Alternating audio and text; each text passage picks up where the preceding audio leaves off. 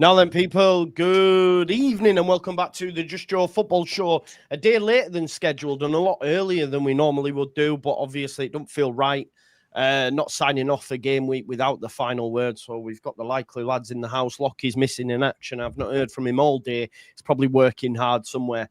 But we've got Luke, we've got Jack, and of course, Andrea, the final word crew. We're here to talk about everything Leeds United and Fulham. Heartbreaking loss, deep in the dying embers of the game. I think the last minute or so, Goodmanson's header went past Darlow, had a good game, and obviously we lose on the road. I think the big talking point, though, again, is another game without an open play goal. And we'll get into that. We'll get into it, but let's just get the original reactions first of all from the folks in the chat. Jack, people are asking about your car, so I'm going to start with you, mate. They want to know if you've cleaned your van first and foremost, and secondly, tell us about the game, bro. The van's not clean. I think is the easiest way to say it. It's too much of a big job in it, and it's relatively famous at this point. So yeah, man, keeping it that way. I'm going to sell it. I want next time I come and meet you, to not be able to get in the passenger, and I have to go in the back. Well, I had to sort it out to get you in. So there's plenty. I just had to stamp it down a bit. Yeah, but I plan on selling it on like that. To be honest, I think there's more value in the footwell than there is the actual van. So. But yeah, the game. Hopefully, you're a better negotiator, man, than our recruitment team. That's get Parag on it. He'll get you loads for it. And not for Van, he won't want out to do with me. But on the game, I don't want to. I'll let everybody else go a little bit more on it. I think on the game because I'd be interested to get everybody else's thoughts. I've had my say on the channel. I've been banging on. We're going to lose some games. You want me to pass on the baton? I don't mind if I come in last because I don't. Yeah. Yeah. Okay. No worries, Andrea. Come on then. We'll go to you, brother. The one that talks too much. Exactly. Who said that? Yeah. Don't worry, man. In Italy, they used to say it basically in every school, from middle to high to work to. They said you talk too much. Yeah, I talk too much. In terms of when I start a topic, I can talk for hours about that. So yeah, about the game. The right word to describe my feelings was fuming. Absolutely fuming, honestly. Because, very unfair, the result. Very unfair. Because I think the setup, especially in the first half, was good. We enjoyed a lot of good spacing. Got in the right spots to create chances. But when we got the ball in the final third in the right places, especially with the wingers, poof, we didn't know what to do. Basically, you just do a magic trick. Yeah, magic trick. Poof. We didn't know what to do. Too many times lost the 1v1s. The ball hit a defender, and that's why we just scored one penalty in 4 games. Unfortunately, we are not clinical. We don't have that offensive sharpness that takes us to the next levels once the ball gets in the final third, and that's really a pity because again, the setup was really similar to the Newcastle game, and it was actually good. We moved the ball very well. It needs to be said too that they were playing with two players that I consider to number 6.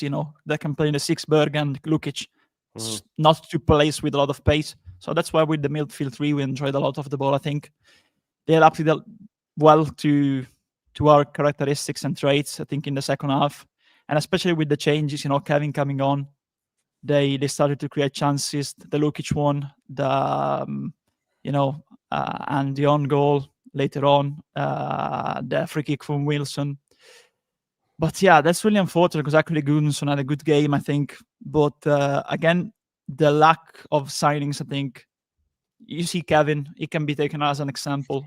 Enter the game, change it for them because he was straight into 1v1s.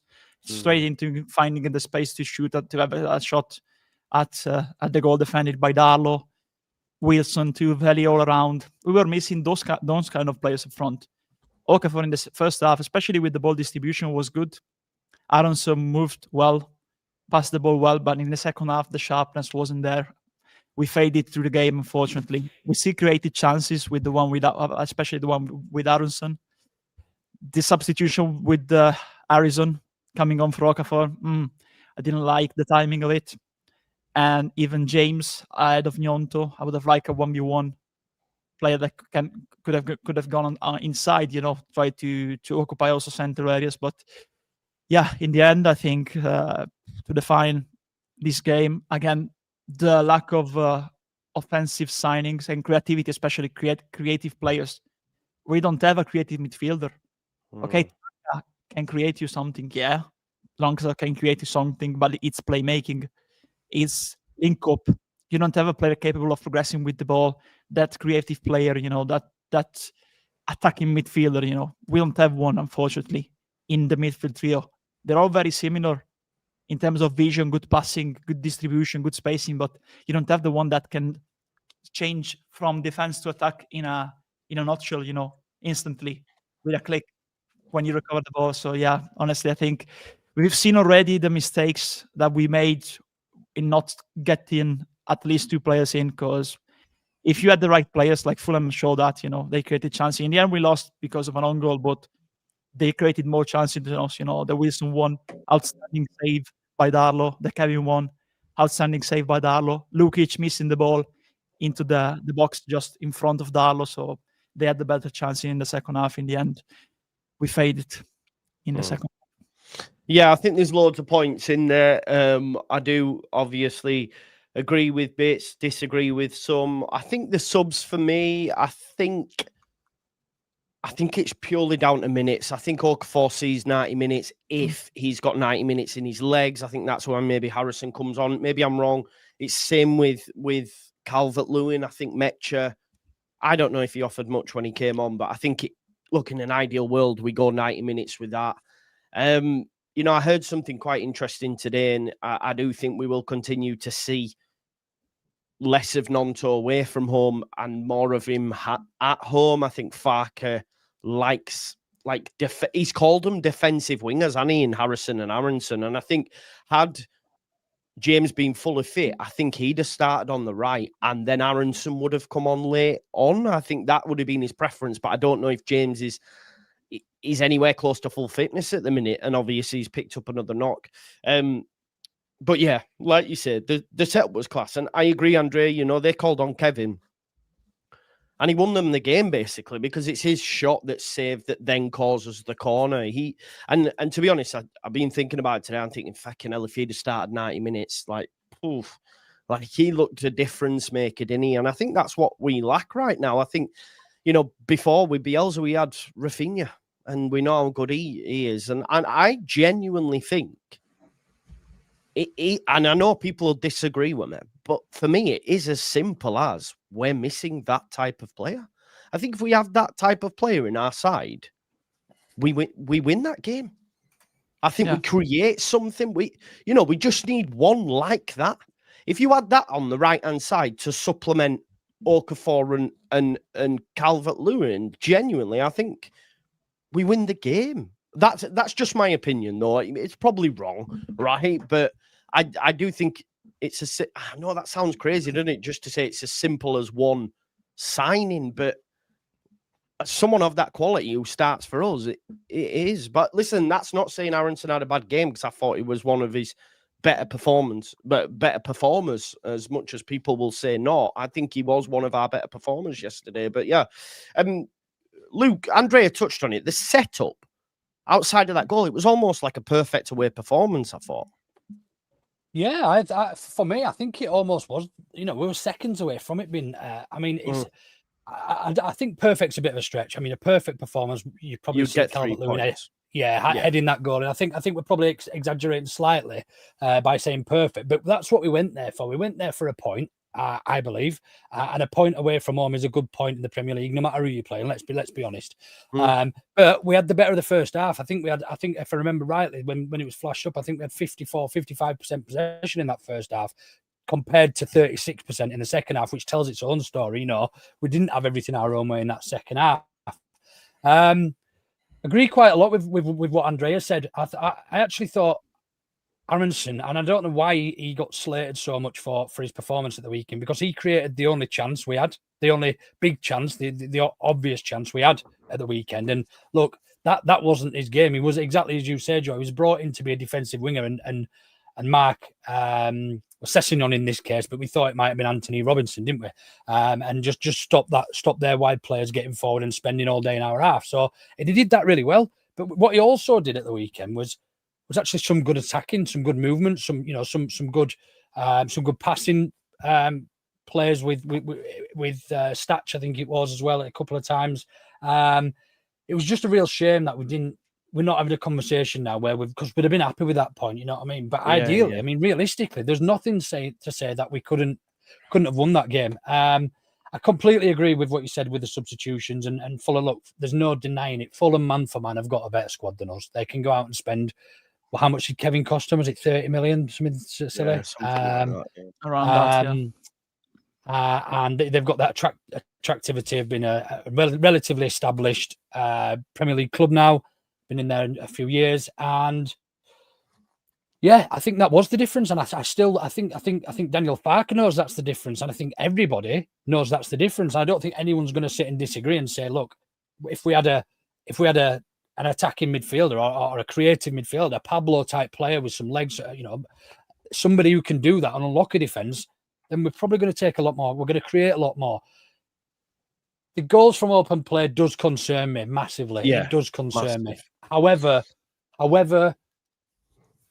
confidence breeds confidence. I think once we get a couple, that duck might break, and we might see, Calvert-Lewin getting a few. But yeah, it is concerning.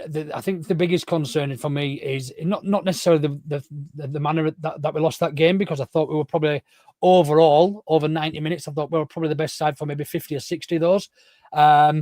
It's that they have got teams like this that we're going to come up against all season have got difference makers that can come off the bench and change a game. We haven't got that. Yeah, it is. Yeah, I agree, and I just want to pick up on a comment as well, because I sort of agree, but also don't agree with what John says here. You are right. We have a better team man for man than Bielsa, but the difference is, right, we could go the Bielsa way, and guess what? We would have scored goals, but we would have also conceded loads under Farke. And my point is, right, the last time he came up with Norwich, oh yeah, they had a go, but they conceded loads.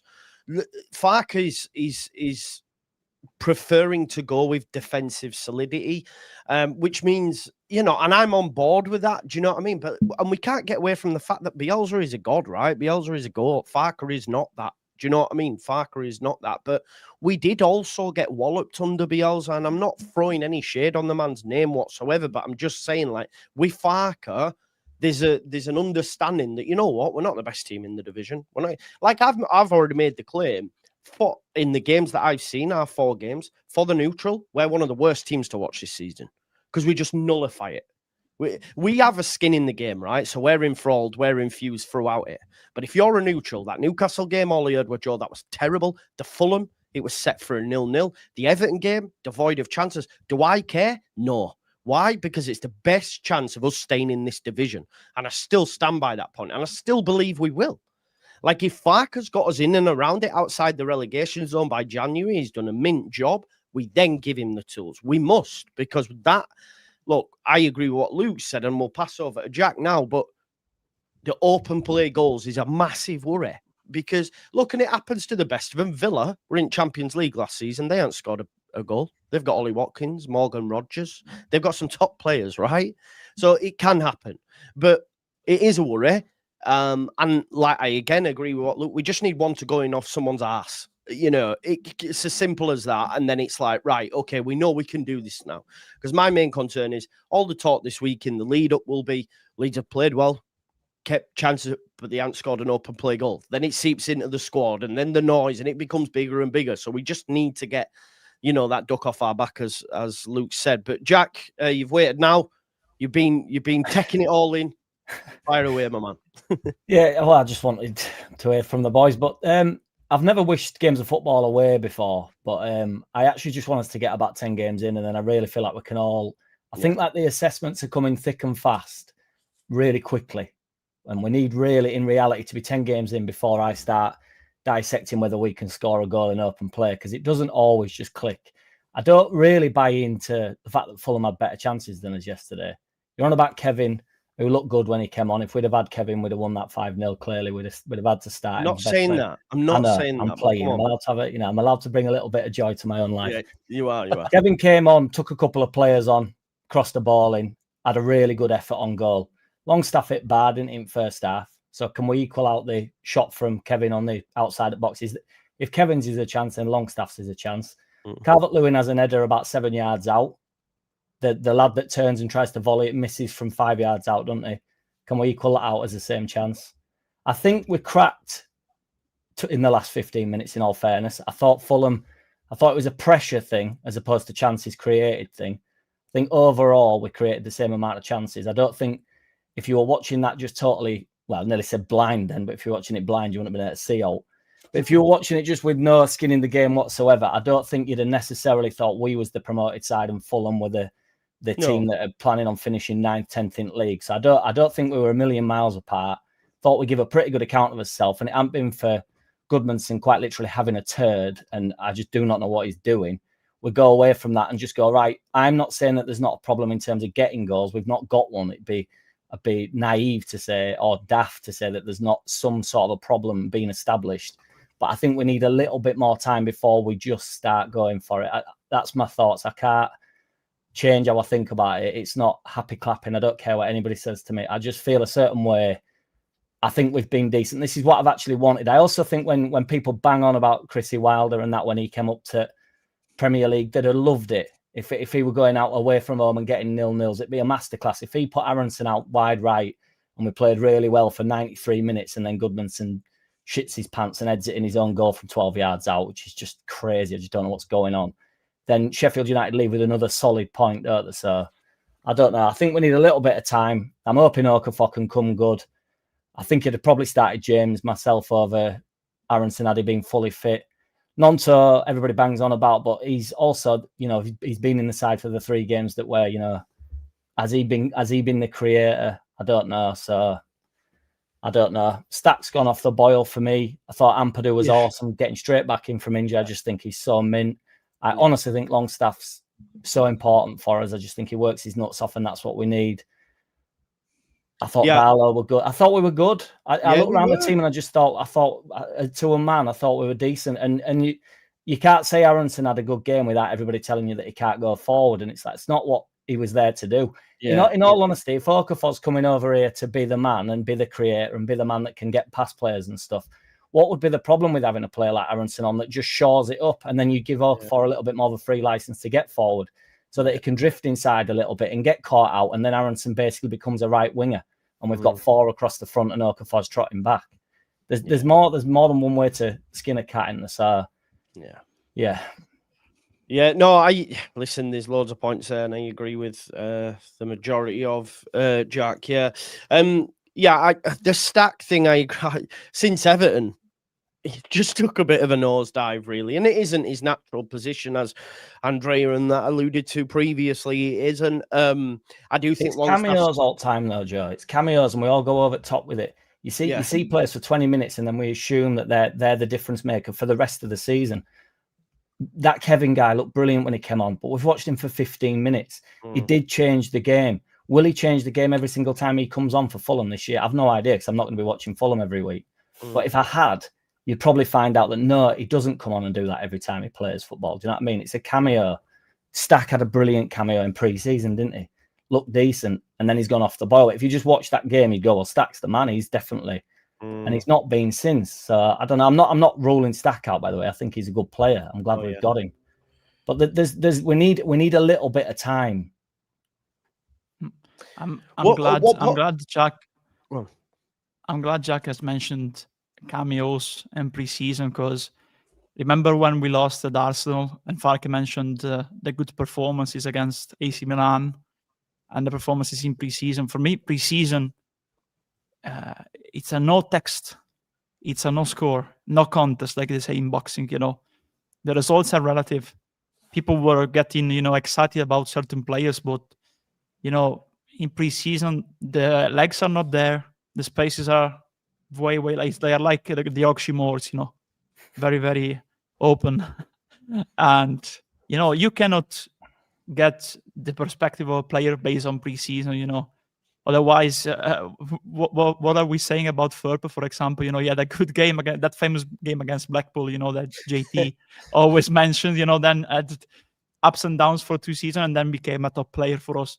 So I think, again, even Farke mentioned them, but those games, they were just for try to gel up the tactics, try to insert and glue the players together with the new ones, and for fitness. So yeah, I think I agree with you, honestly, Joe, too. Stack was very good against Everton. First game, excitement of coming back into the Premier League. First half, we were absolutely ramping up on them. I think it was the best first half. Those 40 minutes were the best Leeds that we've seen this season, the first half against Everton. But after that, yeah, it's not his position for me. He will need time to adapt. But again, like we were saying before coming on air, you don't have time in the Premier League. And that's the main worry, because the league is ruthless. And I already think that the game against Wolves is already massive. Not for the manager, not for the players, just because of that, but because I think that they will be a direct rival for relegation, Wolverhampton. So try to not to lose there. I think at least taking a point, or it would be very good to have 3. It would be a good result in perspective for the months to come, against direct rival. I think for me as well, Andrea, there's a lot of positives we can take out of that game. We're sat here now pretty downbeat and disheartened and gutted, as Joe said, about the result. But actually, you look at our midfield and our defence.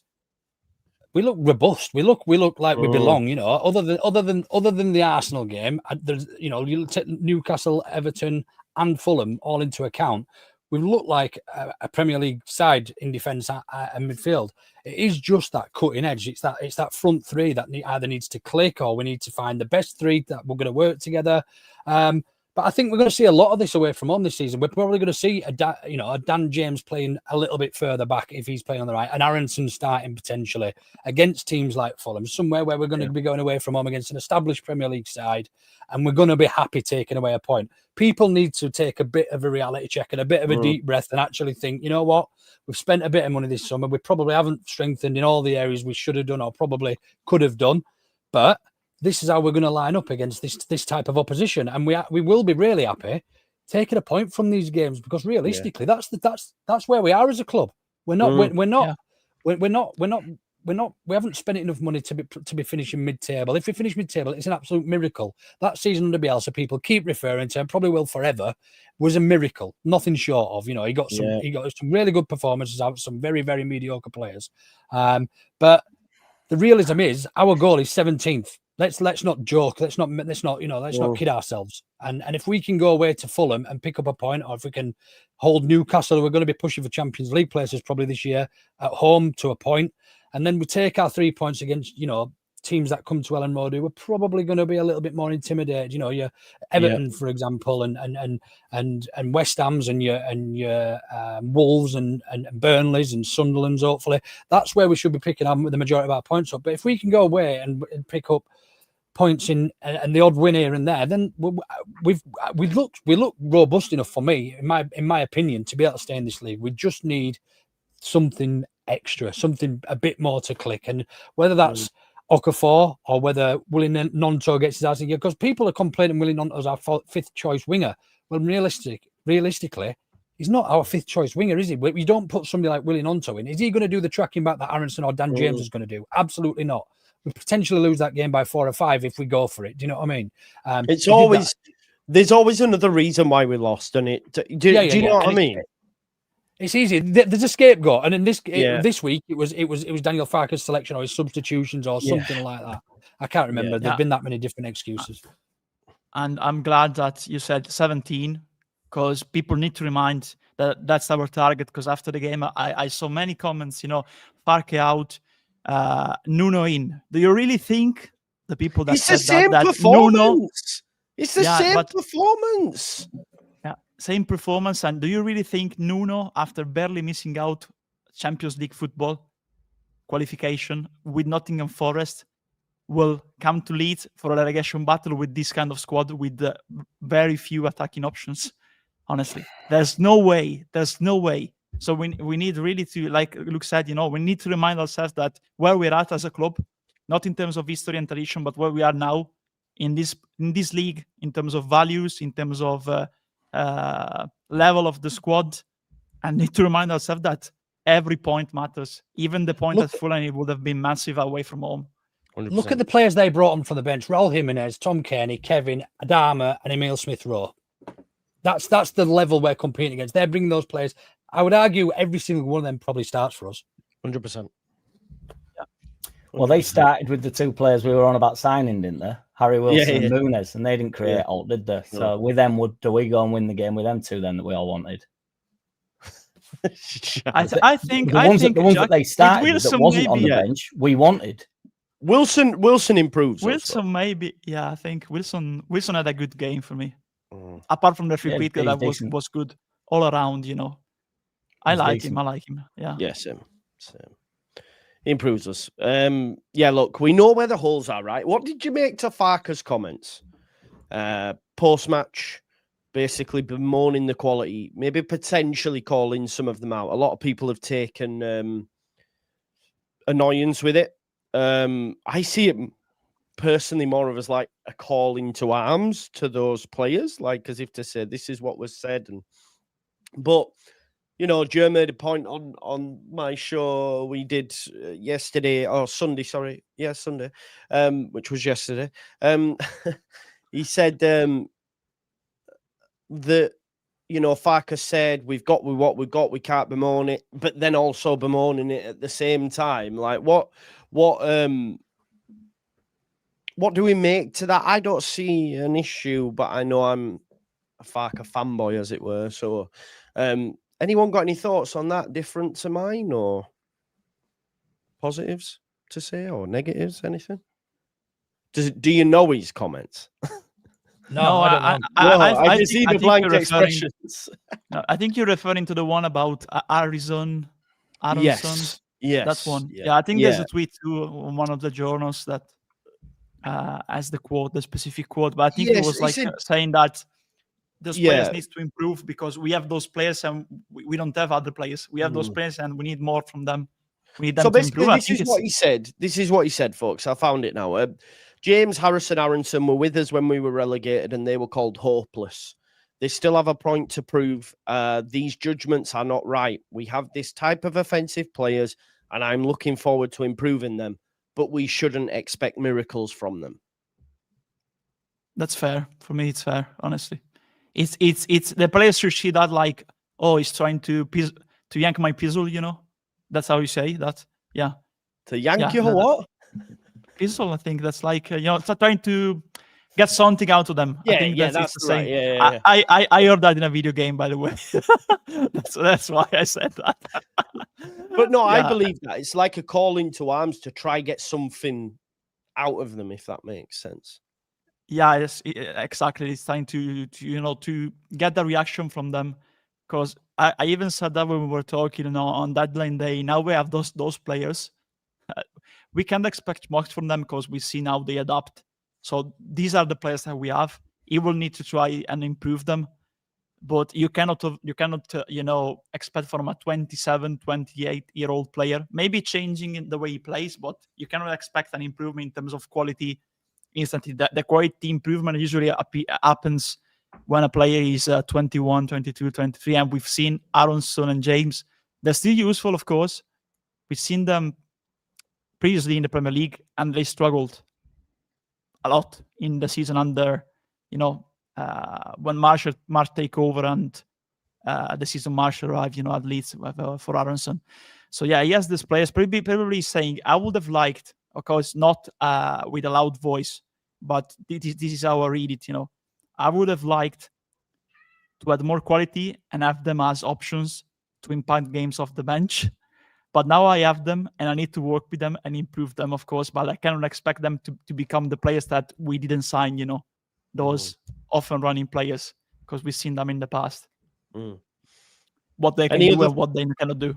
Yeah, exactly. I don't think any of us have got many gripes with it. Jack, how long? Because now, right, ultimately, Farke has to find the solutions, right? That's his job. He's the manager. I really like him. But in 2 games' time, we can't be saying again about the window. It's not an excuse anymore. We have to move on from it. So he has to find a way. He has to, right? We can't just sit here on our hands and go, well, just keep not scoring goals till January and see where we're at then. You know, that's his job as the manager. So how does he do that? I know you don't have the answers, but how long can that go on for? I don't know. Like, I don't know. It's difficult, isn't it? I just want us to score an open play goal. But we will, won't we? For starters, you know, I mean, it'd be one hell of a. It'd be something will happen. We will score on it. I don't even want to have that open play conversation right now. That's what I'm saying. 10 games in, we'll know how much of a problem it actually is. Right now, it looks like a potential problem growing. But I do think DCL's got a few goals in him if he can stay fit. I think Metch has been decent up top. I honestly hope that the forwards are hearing not this conversation, but actually because can you imagine how angry you'd be though? And that's why Farke is saying it. These boys, Nonto thinks he's got a long career in front of him, doesn't he? And rightly so. So he's gonna want and need to show something, isn't he? And it is the players. As soon as the window ended, I was so hopeful that we would all shut up about it and think, right, we've got these players in. This is what we've got. The players going forward, the players that we mentioned with Bielsa. Then you can say it were a miracle if you want, finishing 10th or 9th or whatever it was. I don't think it was, but it was Harrison. I can't remember who we mentioned. Harrison, Costa, and Bamford. Well, they were all in the Championship with us. So you can say it's just the Bielsa effect if you want, but Farke needs to get something out of one of the same players, Harrison. You know, he's just got to get. There's many ways of getting goals, isn't there? If we have to start whipping ball into the box, that's why I like DCL up top, because he is in between the sticks constantly and he will attack every single ball that comes into the box. Metch is a little bit different. We need to find different ways of getting goals, don't we? We're not going to do this like we did last season where we're sort of breaking teams down a little bit and playing the ball about and waiting for opportunities. We need to be a little bit more gung-ho with it maybe, don't we? And faster. Do you think we are trying to play the same way though, Jack? I don't. No, I didn't say that, no. Oh, sorry. I said we're not going to get goals the same way we got them last year. That's what I'm saying. Passing the ball around on the edge of the box, messing around, waiting for openings, waiting for chances. We don't have that type of dominance in games. So we need to get the ball wide and whip it in to players like DCL. So Joe made a good point on what you were saying there, actually, Jack, because he said conventional wingers, in terms of having wingers that can cut in, put them on the right side so that when they get the ball, they could just whip it straight in. I guess. Yeah, I don't want to be that guy. I don't want to be like, old school with it or something. But the amount of goals that are scored from crosses is wild, even in today's football. And everybody's ticky-tacky now, passing it about on edge of box. That's the way you've got to play. But ultimately, if we can get the ball into decent areas and whip a ball in, and players like Harrison can deliver a ball, so you need to play towards his strength. And I know everybody will go, he gets 6 out of 10 wrong, or he gets 4 out of 10, 5 out of 10 wrong, whatever you want. It doesn't really matter. If he gets 2 or 3 of them right in one game, and DCL gets on end of one of them, we're 1-0 up. We're going to have to create and Stat looks like he can whip a ball, and he can pick a ball up in an area wide. Can he take a cross at the weekend? Well, no, that would die, wasn't it? But corners has never been the. That needs to be sorted, though, doesn't it? Well, it's the most frustrating thing in Premier League football. You can take it in Championship when you're winning games 5-0, and you just think, well, we're still bad at them. But when you've got opportunities like that, it's just a delivery into the box, isn't it? Just take some off of it. I don't want to tell a professional footballer how to hit a ball, but just take a bit off of it. It's like what you were saying, mate. You used to say, just take some off it, Joe, when we were training in that. It is, though. Just take a bit off it. You hit it so much better if you just focus on it in 80% of what you think you need to hit it at. It'll go where you actually want it to go. If you're trying to deliver the perfect ball, you are not Thierry Henry on the corner. Thierry Henry could whip it in full pace, full-blooded, everything on it, and then it was just there for anybody to attack. Arsenal are still really good at it. Stack looks like he can deliver a ball. Just take a bit off it, man. Just get it in. Just make sure you beat the first man. It's really not that. It's not that hard. I think we have now a good puzzle. When you assemble the pieces on a puzzle.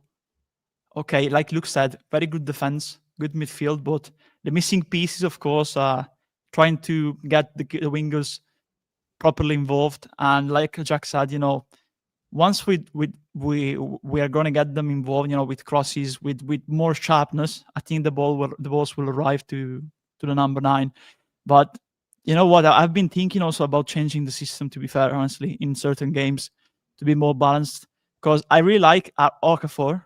But if you look at the performance of Okafor, his best moments were when he distributed the ball, and especially when he switched the side with the long ball to Aronson, because that's exactly how a second striker plays in central areas, So we said previously, like, give more license to Okafor, and then you have Aronson more defensive minded. I think if you change, okay, this system I think is good, but of course we are missing more offensive threat up front. I would consider honestly 4-4-2, to be fair, with the 2 wingers. You take one midfielder out, you have 2 wingers, attacking wingers that also do the defensive end, and you play Okafor as a second striker behind and match or Calvert-Lewin. Honestly, you are always balanced. The problem is that we have Gudmundsson, very balanced, and Bogle is more offensive minded. And you see Bogle that against certain sides going forward, he can't go forward as much as he likes, So yeah, I'm thinking about different options too, because honestly, I think that Okafor will come in handy, honestly, as a player. But I would like to see him more like as a second striker, honestly. At least would we be as dominant though?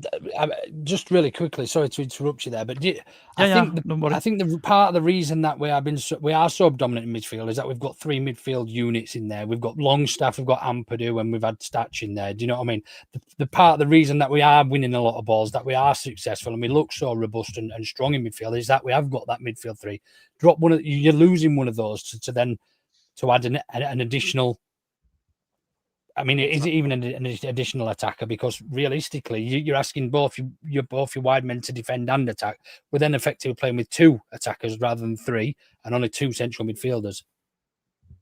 Yeah, that's a good point. But I think that out of the 3 of them, they are very good passers, good vision.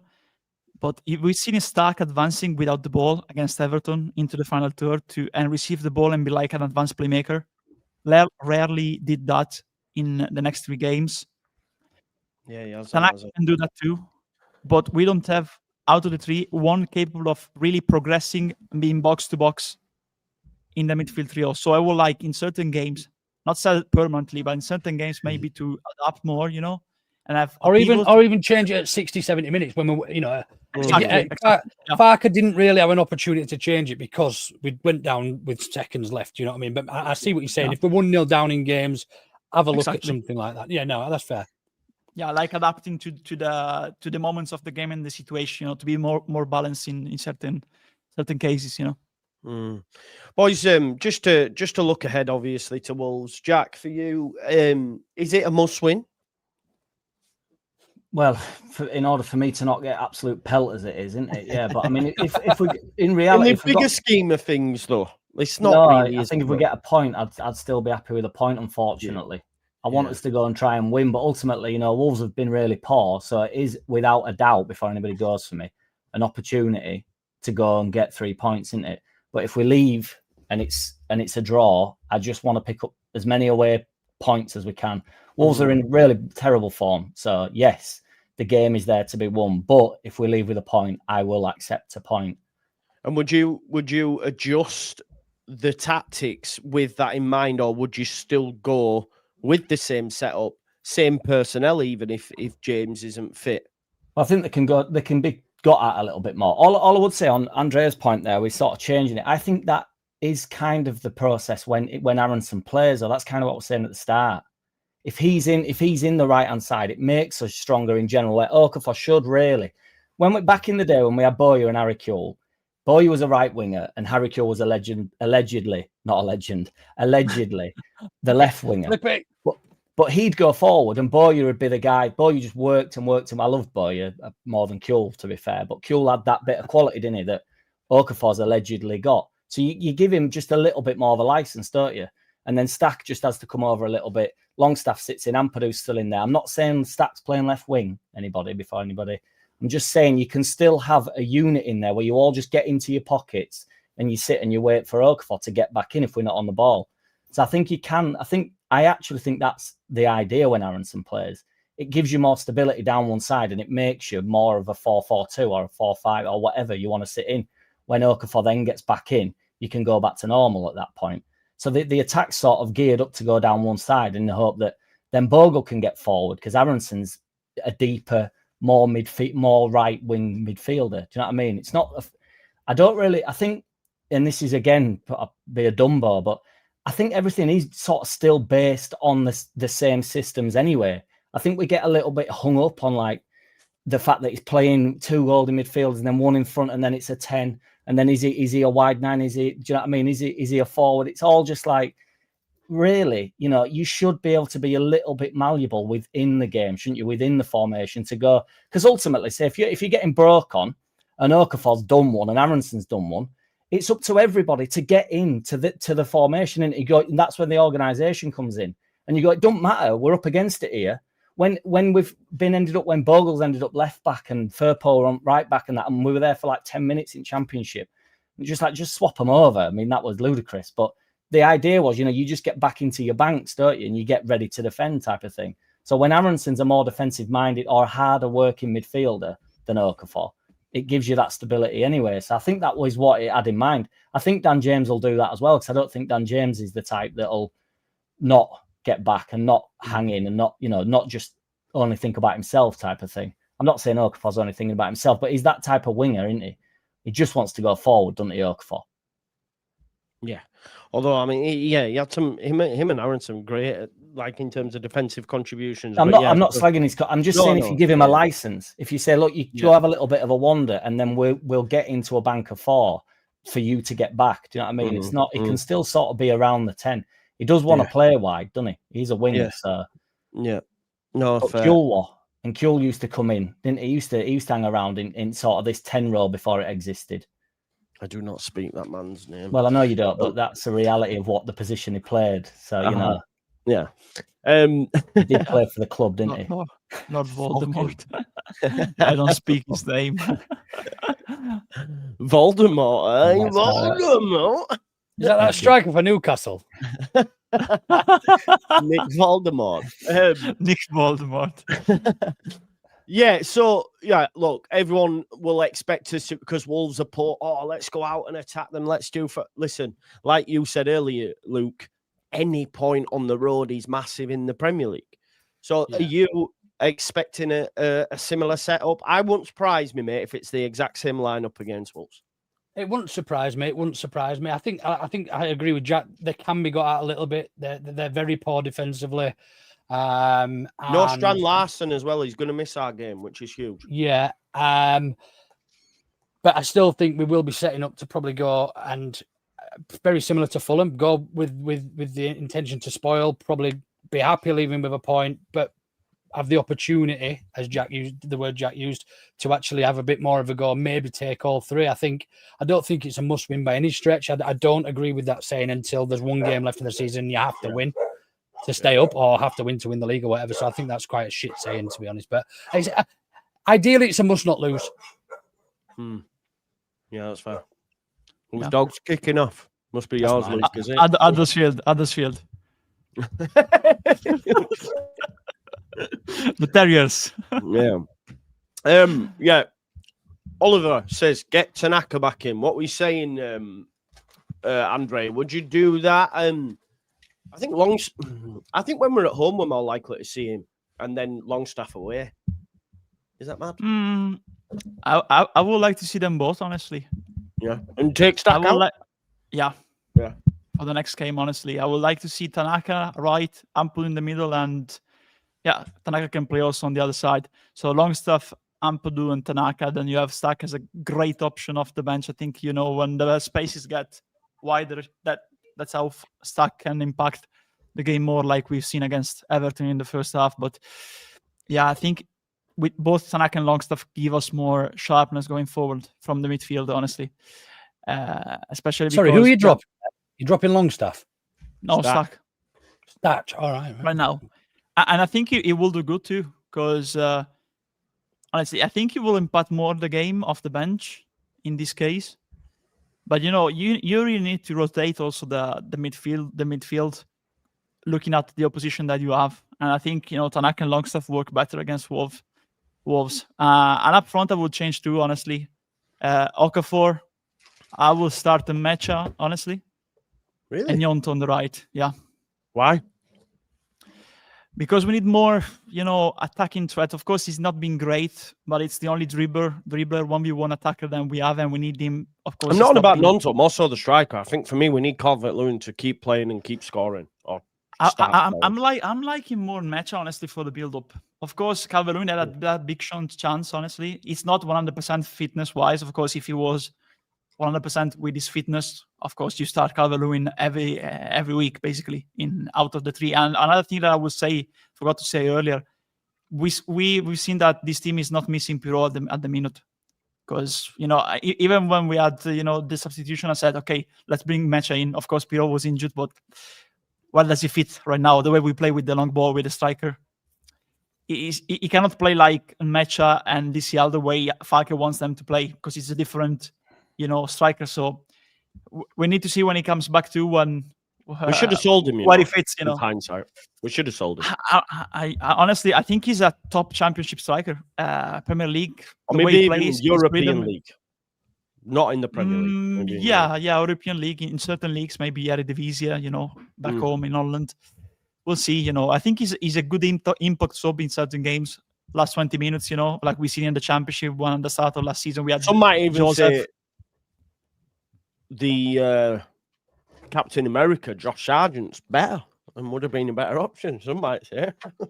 He's already playing in the Premier League and scored goals in the Premier League. Not much goals, but the way we play, honestly, I think he fits better than Piro. He fits better than Piro. I don't know what Luke is gonna say, but I think in the Premier League, the way we play, Sargent fits better in this system than Piro.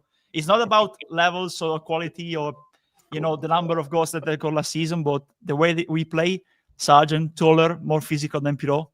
It fits better just because of that, not because of the quality and the goals that Piro scored last season. And it was way better than Sargent in the Championship. But looking at our current system, I think Sargent would have fit in better. I don't know what Luke thinks about it, but yeah. I'm just finding more. I'm keeping quiet about it. I think it's all good and well saying that, but it's guesswork. We don't have just Sargent. We have Joel Piroux, who unfortunately has picked up a knock. I think Joel Piroux will offer us something throughout this season. We know how deadly he can be with the ball at his feet, gets those opportunities, and I still believe he will. I don't think he's a Premier League striker. He's never going to start for any Premier League side at this level. But I think the very fact that we've got him in our squad, he comes on as an option, and he will get us the odd goal, and he will get some important goals this season for us. I still feel he has got that in him. Do you think, because this was my thinking, right? It was my tactical acumen coming into it, yeah. But I thought he wanted that right-sided 10, so that when we were playing 4-3-3, when he wanted to open it up, he wanted to play 4-2-3-1, move that right-sided player into the 10, and then bring on someone like James, right? Late on in games, yeah? A bit like when other managers have switched it. Do you think we could see Piro deployed like that and maybe brought in the 10 as a second striker late on in games? Is that how we're going to... I'm just interested to see how you lads think we'll use him. Because he's not exactly that. I think exactly that. I don't think he's going to be... While Dominic Calvert-Lewin and Nemecha are both fit, they will be replaced like for like. They will be placed like for like all season, realistically. I think we see Joel Piroux come on where we're a goal down or we're on top in a game and, or 0-0 or 1-1 or whatever, and we need a goal from somewhere. We see him come on probably for one of the three central midfielders deployed as a second striker behind either Mecha or Dominic Calvert-Lewin, depending on the game state. Any other thoughts on Piroux, lads? I think when you, like Luke says, when you're chasing a goal, and it's the best thing now in its second striker in that 10 role, which used to just be called 2 up top, didn't it? When you had the hitman, basically, the guy little and large. Yeah, pretty much. Yeah, that used to be called 2 up top, didn't it? But if it makes everybody feel better, Piroux can come on as a second striker and then just play slightly deeper, 5 yards deeper. But it's like, would Bergkamp be a centre forward now, or what would he be? Would he be a 10? 10. Yeah. So what was he? He'd be a second striker. But what was he? He played just behind Henry, didn't he? Yeah, but he played up top, didn't he, with Henry? But it was a second. But nobody said he played at 10, did they? You're stuck in the fucking dark ages, you. Yeah, I think I've got like a reality based. Get Ailing and Cooper back. Reality. It is reality based system where you need a goal, you bring Peru on, and he plays around the striker. You're not going to put him out on the left wing. You're not going to put him in centre mid. We so he goes in mentioned between the striker and the midfielder, doesn't he? Like everybody does. Like when you go and pick up pockets. I think it's a madness. Does Salah play right wing? Does he play right midfield, or does he play up top, out wide? Right. Where does Salah play? We need to check on FIFA the name of the position. But back in my day, then on Champ Manager, you'd have your centre forwards and you'd have your strikers, wouldn't you? Metcha is a centre forward, and DCL is a striker, and they're two different things. But they're still playing the 9. They're just different options in the 9, aren't they? Yeah. Right. What's your You're point? confusing me. Well, now, that's my Jim. point. I understood that. I have understood that. Honestly, So you can have a row. You can play a number. Do you not understand, Joe, that you can play the same number, 9, and then do different things? Do you think it's just 9 striker goals? I understand what you're completely saying, different to DCL. No. I agree. And they both play up top. Is the same? No, Well, they have DCL and they have one difference. You They think have they're one the same difference. player? Yeah, they're similar. Yeah. Oh, I don't think They have one same difference. at all, man. What Not at DCL all. and Metcha? Not at all. DCL and Metro are not the same player whatsoever. Talk to me then. What's One the of them difference? is a centre forward. I know I'm from the dark ages. One of them's a centre forward and one of them's a striker. And there is what a are the difference. differences? The difference is a centre forward will get in behind. He'll make runs wide. He'll go left. He'll go right. He'll come and get the ball. He might not be in them areas where he's winning headers when the ball's getting whipped in. He's not just constantly stood in between the sticks. Don't really get involved in build-up play. DCL don't want any of it. Metcha does all them things. All right. Okay. Yeah. Yeah. The number 9, the striker, Yeah. Calvert-Lewin wants the ball in the box. He wants the ball to feet, really far back, with his arse right up against the centre-back. Metcha don't want that. Metcha wants the possibilities to turn and have a look and then play the ball wide and move and get. But Calvert-Lewin can do that as well. As well as Metcha. Not as well, maybe not as well as, but And he can does do he it. want to? I would say, yeah. I don't think he wants. I don't. If I've made my point. Metcha and Calvert-Lewin are completely different strikers. I wouldn't say. I would say Pirro's completely different. Why? I'd say Pirro's the difference To them, because he two. does it. Yeah, to them too. He's the black sheep of the 3. Yeah, but no, because you're on about quality now, aren't you? No, not necessarily. No, he plays much deeper. He doesn't go up and try and win any headers. He very much likes ball to feet, and he looks forward, and he's got that. He has got that. Why are we talking about Peru now? But because that's he where it plays started. Yeah, That's where it but started. I was talking about centre forwards, weren't we? And playing in the 10. You're saying Peru comes on in the 10, doesn't he? Well, I was No, saying, all I asked the question was, how do we see him coming into the side? Is my point. Sorry. When we need a goal, 10 minutes to go, and he's good in front of goal. Where though? Where? As a second striker, wherever that is. I don't know if that's a centre forward or a striker or a number 10 anymore. I forgot. It's the centre forward. Second striker. They're all the same thing, is my point. It's all the same thing. Yeah. If you're throwing him on for 10 minutes, you're not putting him on in the 10, are you? So is your argument that Metcha and Pirro are more alike than any other combination? I think in fairness, Peru offers something completely different to both of them. I think he's more of a striker than he is a centre forward, yeah. I don't think he wants to go into the channels. I know you're saying he likes to come and get involved in play, but I don't think he does. I just don't think he has the strength that Calvert-Lewin does to go and have it out with the centre-back.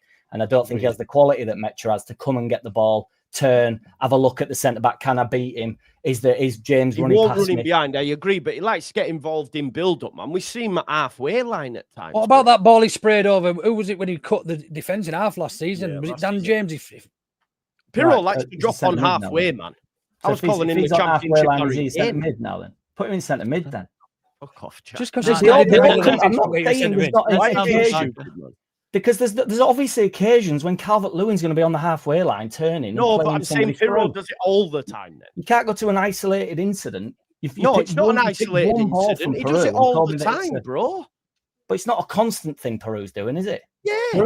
Peru takes a touch, he releases the ball. You go back and watch that Everton game. That's all he did. No, he didn't. He took the ball, he touched the ball, and he released the ball immediately. He put it out wide, then he turns around and he goes forward and he wants the ball in and around the box. That's not being involved in the build-up play. That's not 10. No, I'm not saying that's the 10. I'm not saying that's second the striker, 10. I think. I'm not saying that's a 10, bro. I'm saying that's what he likes to do in terms of when he's on the pitch. I think it's because, as I've tried to outline, I think it's because he can't do what Calvert-Lewin can do to the other centre back. Yeah, no, he can go and bully the centre back. I think had he had the option, he would much rather have his ass right up against the centre back, receive the ball really deep against the centre back, release it to James, release it to Nonso, whoever's around him, turn around and ask for the ball back. He's not coming to get the ball, apart from when you've isolated the one incident where he plays somebody through and they run through and score, and it's a wonderful ball that he has in his locker. Apart from that, that's not what he wants to do. That's all I'm trying to say. Okay. My argument was Metcher and Calvert-Lewin were two different footballers, but you wanted to I think they do very similar things. One's just better than the other. At different things, though. Metcher goes more in terms of all the play, aerial balls. Calvert-Lewin can do that too, but like Jack said, he likes to attack in depth and in behind more compared to Metcher. Metcher is more like build-up striker. That's why he hasn't scored much goals throughout his career, you know. Yeah. But you would never play Metcher behind Dominic Calvert-Lewin, would you? No, you wouldn't play them two together. No. No. Well, I would play. Jack, would you?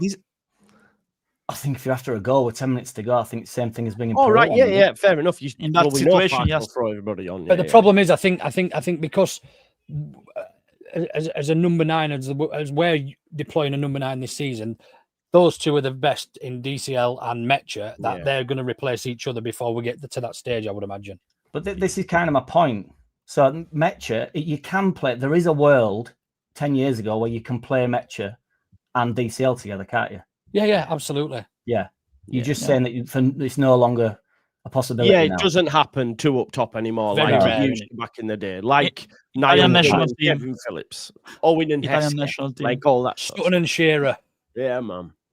We all remember them days. Bring it back, bring back the 90s. Bring it back, man. Italy does that. Actually. We get two now. Yeah, 2 strikers up front. Do you know, I think it benefit Metcher hands down. I think Wolves game would improve in tenfold if he had somebody like DCL alongside him. Fair. Yeah, Wolves do. Wolves play Huang and Arakadara, is it? Arakadara, yeah. Arakadara, yeah. We were linked to him, I think. But I like it's an interesting chat in it, obviously, because for me, I see similar things from them both. Yeah, but anyway, we move, don't we? So not a must-win game then, folks. Just a must-not lose. I'm prepared for even losing. I know the fan base will be like. Sorry, there was one comment I wanted to bring up actually, and this is one big up unambiguous. He says need to go out all guns blazing. This would be suicide for me, right? Like, we can't just because Wolves are playing. They're not a bad side. Everyone's in the Premier League on merit. If we just went, well, these are losing there, let's just go after them and totally negate everything we've been doing so far this season, it will be wild, mate. In my opinion, like, we need to just keep doing what we're doing and hope that the goals will come. I think that's, wanting to change up the formation. And I know Andrea suggested that. But for me, I think it's all good, man. Like, we're playing well. I don't come away. Apart from Arsenal, even though, like, do you know what? I watched that game Liverpool yesterday, and everyone's talking about like, oh, look at Burnley. People in my chat, Burnley are creating chances. They had fucking 20% possession and got 0.19 XG. We played 5-5-0. Bro, we had more XG against Arsenal and got walloped 5-0. Do you know what I mean? So, like, it's not, but everyone's better than what we are. That's the issue here. Everyone's, but there's Liverpool. It's just like on to the next, though. On to the next. Like, we move. We got Wolves. Hopefully, we pick up 3 points. If we get a win on the road, it's massive, by the way. But a point's just it's solid. And then we've got two home games. against Spurs and Bournemouth. It won't be easy, but I back us at home against anybody. Genuinely, I've seen enough from the 2 games that we've played at home to go, it doesn't matter who it is, we will give them a game. We just need to take some momentum into that from this away fixture, Joe, because I think there's certainly momentum from that Fulham game. They can keep their heads high, you know what I mean? And that'll certainly transition into Wolves away. I just don't. I think I agree with you in what you say about unambiguous. If we go in there all guns blazing and get an hiding 3-0, and then we're going into 2 tough home games, it's not going to be a nice situation. Go there not to lose. Take a point. Take all 3 if we can. Go into 2 tough home fixtures with a bit of pragmatism. Positive. Yeah, absolutely. Yeah. Anyone got any more thoughts before we depart? No, I think in the end you all were right, you know, because the setup very similar. I think it will be a very similar game compared to the one with that we played with against Fulham. So same. I think it'll be almost carbon copy, you know. Yeah, very similar. I think the game, if we win the game, or if we want to really win the game, we'll need to be very up for it in the middle. Because honestly, the midfield trio can have a really good chance to win us the game in the middle. Because I don't like their midfield, to be fair. Honestly, I think we match pretty well against them. Yeah. Can I just if we don't play for draws away from home, we will lose more. We will lose more points than we will gain. But I'm telling you now, if we go into away games wanting to win every away game, we will lose more points than we'll go with the mindset of let's get out of here with a point. It's the Premier League, man. It is the Premier League. Like, I'm sorry, folks. There needs to be a realization for me anyway, right? This is the Premier League, the pinnacle, right? Draws away from home in this league are absolutely massive. Absolutely massive. In any ground. Even at Molineux, it is massive. So this thing of like, so people will say, right, so the same people who are saying to me, right, I'd rather us go, with the same people when I would say, well, we had to go, Bielsa, and then they would go, yeah, but how many points did we get for having a go? Do you know what I mean? It's never like, it's mental, man. Like, everyone is just ready to throw the baby out of the bathwater, burn it all down. And the facts are, if it don't bounce off Goodmanson's head, we're all going, that's a huge point on the road. Yeah. It came down to one moment that happened in about 30 seconds after an unreal save from Darlow. Everything was against us. We lost the keeper, the squad, the attackers. For me, I still stand by it. They're the worst in the league. I'm sorry, Leeds. They are. That's just my opinion. But we've got what we've got, and the manager is working with what he's got. Everyone told me he couldn't change formation. He's too one-dimensional. He's only got one way of playing. Well, that's totally in the bin. If he had better tools at his disposal, I'm telling you now, in 3 seasons' time, if we're still in this division and the manager's still here, which I doubt he will because the shelf life of a Premier League manager is short, right? But if he was, you'd be seeing a totally different brand because the manager is changing his style. He's done that, which everyone told us he wouldn't do. So I don't understand what people want. I don't understand what people want. At the end of the day, we would have had 3 clean sheets in 4 games, right? People said he couldn't defend. 3 clean sheets in 4 games. I think Jer said on Sunday, that's already more than what Ipswich got in the whole of last fucking season. And we've done it in 4 games. I don't know what we want. Dinosaurs here. But I also... Hello, Barney. I don't think we're playing for a draw. I don't even think that's a true statement. I don't think we played for a draw. I think there's a difference between going somewhere, turning up and going, let's have a proper look, let's see where we're at. And then everybody got the backup and thought, we can win this game. And the reason why I think the turmoil has come is because we did do well. And then Goodmanson shits his pants and heads it in. And we'd have taken the draw. There's a difference between going, we've done well today, take the point, get back home. You know, that style. It's not playing for a draw. It's going and having a look. Nobody plays for a draw. You just take the draw when it's presented to you. Because, you know, if somebody goes through on goal, there's no instruction to go, hang on, pal. No, but you know what I mean? It's like, no, obviously, create a couple 100%. Of chances, get a goal, and then if they equalise, you go back and you go, we'll take the point. Don't score! No, you better knock this one wide, son. I've got a bet on it. Give the goal. Give the goal. Yeah, let me just put something to you though, bro. Late on in the game, he's probably thinking, "I'm playing for a point." Definitely. Now we've had a look. They're coming into the game. Let's get home with a point. Yeah, that's different. That's not throwing the game. It's not just like you're saying. That's not going gung ho and going, well, we cannot draw the game. We must win the game. We don't win or lose. We will take the draw. But we didn't turn up on Saturday playing for a draw. Went to have a right good look at it. Really performed quite well. Had a few chances. Had Longstaff goes in. If DCL or I think if it went to VAR, it'd probably been offside with Ed DCL, wouldn't it? But you know, then you've done amazingly well, haven't you? You've won 1-0 on the road. Yeah. It's amazing. And do you know as well, right? And I agree with everything you've just said there. You make a fantastic point. But my point is as well, but there would also be no wrong in going away and getting a point. That's the thing. I think people think that's a bad thing. And, you know, if anyone wants to say, oh, well, you know, I'm going to expected assists this season, 0.58 for one player, 0.06 for the other. One of them's Brendan Aronson, one of them's Willie Gnonto. I'm going to tell you now that the highest one is Brendan Aronson.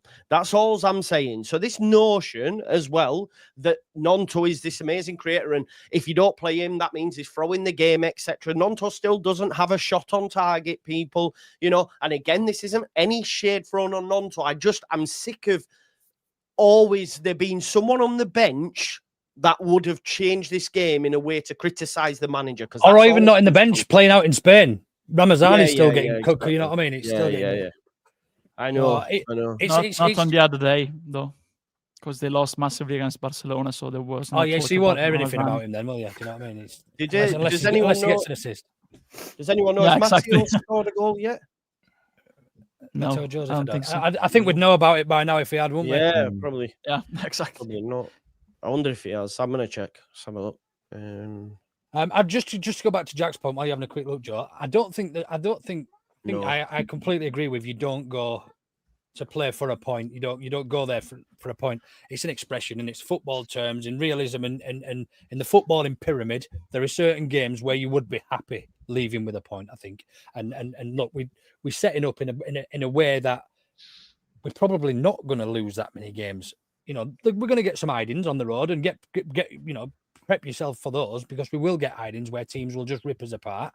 But to go away to teams, I would argue are probably your mid-table teams, and actually arguably be the better side for the first 50 or 60 minutes and come away with, you know, with 0 points, I think very, very harsh. Yeah. You play, like you said earlier, Luke, play to not get beat. You know, that's playing for a point, isn't it? But having a look at the game, and we're going to get some chances. So let's play to not get beat. Let's not concede. And then when the chance arises, somebody take an effing chance. And then we can all relax about it. Do you know what I mean? Yep. We had a couple of chances on Saturday. We could have won the game 1-0. I know it's if buts and maybes and everybody goes, well, you can't live your life like that. But, you know, that's the reality of it, though, isn't it? It is. If we do the same against Wolves and we take a chance and we win 1-0, we've got to give it a bit of time. We have to give it a bit of time. We do. Right, Andrea, is everything going to be all right? Depends solely on the wingers clicking, honestly, because even the strikers, you know, if they have to score goals, the threat, like last season, the majority of passes and crosses to our strikers arrive from the wing, especially on the left with Solomon or James on the right, you know, the GAs. We used to be even more last season because we play with a different formation, 4-2-3-1, with Aronson in the 10. We really need the wingers to provide that offensive threat and provide the balls to Calvert-Lewin, Mecha, and Pirot in case. The problem is that you have, like Farke said in that quote, we need players to improve. Gnonto, he had a very good first season with some very ups and downs because he was very, very young at the time. I think he was 18 or 19 at the time. But then in the championship, he has regressed in terms of quality and impact and consistency. James, he has a lot to prove in the Premier League because he arrived in the Premier League with a high ceiling from Swansea. Had some good moments at Man United against us, but against other teams, basically, he was a fringe player. That's how you say that, like a reserve, constant reserve, Then when he arrived at Leeds, he was played out of position because the injury force that we had at the time, and the PS, unfortunately, we didn't have strikers ready to cover the position, so we played him even as a false 9 back then. I think he made a very good choice to stay in the championship, help Leeds, and get his career back on track. But he knows that he needs to prove that he belongs in the Premier League and he can be a game changer in the Premier League. Aronson, same thing, started well in the first 3-4 games under Marsh, didn't pick it up for the rest of the season. And even when he moved to Germany, he didn't have a great season again at Union Berlin, even lost his place and became a impact sub, back there. Then you have Okafor, who's been played for the majority of the time in Italy, apart from injuries and suspensions, and fitness problems, played as a second striker. Of course, people can go on Transfermarkt, don't worry. Go on Transfermarkt and see that he's been sold in as a left winger, but if you look at the actual game, he basically plays as a second striker there inside. That's why I said playing next to the striker. That's where he plays best for me. And then you have, of course, those 4 players, basically. Those 4 players. So, yeah, it's a big task, that we have on our hands because we have all players with a point to prove, but not any one of them, no one of them has shown, apart from Gnonto, probably with his first breakthrough season, that they can really big game changes in the Premier League. So there's a lot of question marks around there. If we can turn those question marks into exclamation marks, that's, of course, Farke working very well with those wingers. But it's a mountain to climb, honestly, to be fair. It's a mountain to climb. We need to sign players there. Now there's nothing we can do apart from try to improve those players and hope that these players improve. Because the service for the number 9s will come from the wingers, to be fair. As we don't have that attacking box-to-box creative midfielders to win the midfield trio. Very good creators in terms of play, vision, but not with the ball on their feet, in terms of pace, box-to-box. So, yeah, the switch for a season will be the wingers, honestly. If they fail to do that, we go down. If they manage to do that, along with the manager also studying different solutions in terms of formation for me, we stay up. That's all there, the wingers. This is the wall. This is where our season will lie, in terms of staying up and or going down. That will be the difference. 100%. And Howard says something that anyone thought they would ever say, that Jack is spot on. Big up to the man, the myth, the legend, Jack's here. Listen, boys, make sure you check out Ought to Know Better. When's your show this week, Luke? Yeah. Okay. Yeah. Good shout. Yeah. Okay. I've got the kids running in and out, mate. If I didn't mute, you'd think there was like World War 7 going on here. There's a Brady and Coke at 8:30 tonight with Jay and Carl. Nice. Just summing up, so you can probably hear them talk shite about Saturday's game, really. But then back tomorrow night for our main one. Do you know what, as well, just when you were mentioning there the kids being in and out, I was watching a YouTube short, right? Honestly, man, I must have watched it about 15 times. I was howling. So they do this prank where the mum's shouting the kid, and the kid goes, "Shut the hell up," to the mum. And the dads are there. Oh, my God, man. Stands up. He gets up, man, and chases his son and throws shit at him. And she's going, no, it's a joke. But I was thinking, oh, my days, man. He goes, "Shut the hell up." And dad just goes like that. Oh, it's mad, man. Funny, though. Funny. Big up, yeah. Ought to Know Better. Jack, what's going on apart from your live on a Thursday? Have you got anything else dropping? Yeah, just more or less daily videos, if not daily, bi-daily. Would bi-daily be the word? I don't know, every other day or whatever. So just whenever I can. Normally about 6:30, 7:30 the drop. So yeah.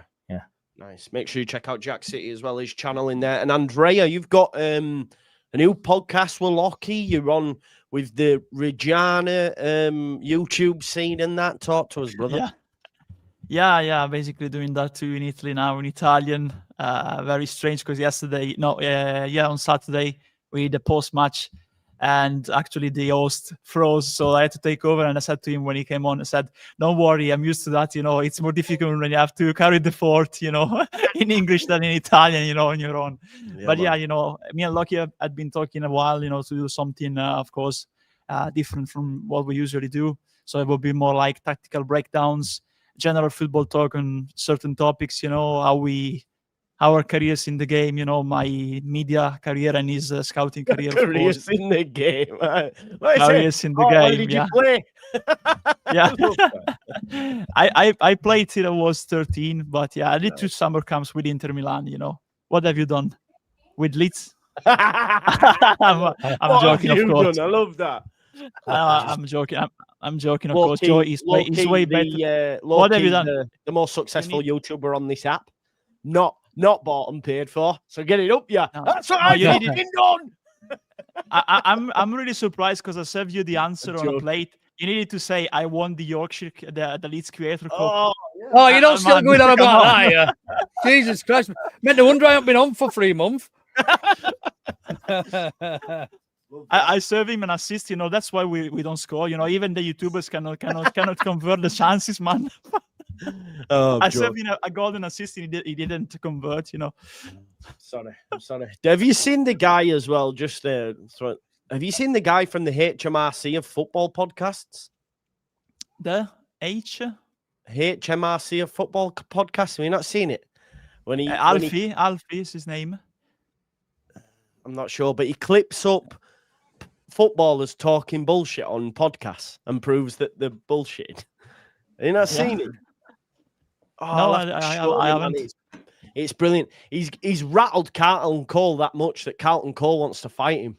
It's smart because Carlton Cole's made out this story that happened, and he's like, "Well, when you said it happened," because he mentions Mario Melchiot, and then he goes and goes, "Well, Mario Melchiot was at Wigan." I've seen this guy. It's quality. And Carlton Cole's been replying to him on Instagram saying he wants to fight him. He needs to watch out for him, honestly, because Carlton Cole, he's indestructible. He's got the power to know. He's always believing.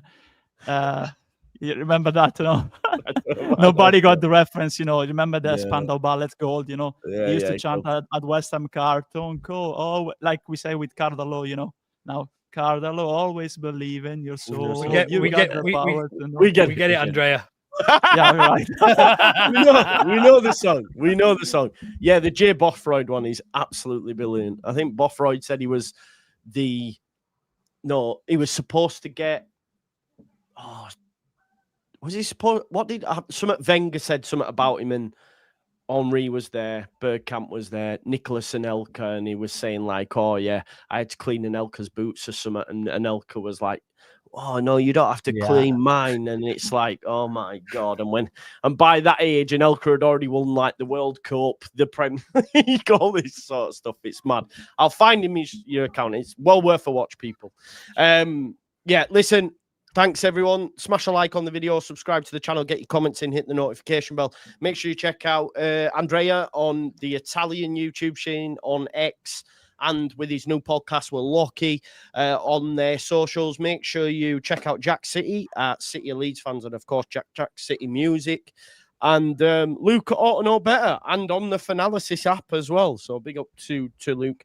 Make sure you apply. That app will be kicking off bigger and better as it gets more fixes and stuff put into it. So big up. I think we'll leave it there. Sensible points made, guys. Sensible points made. That's what we try and do. Peace out, folks. Bye-bye.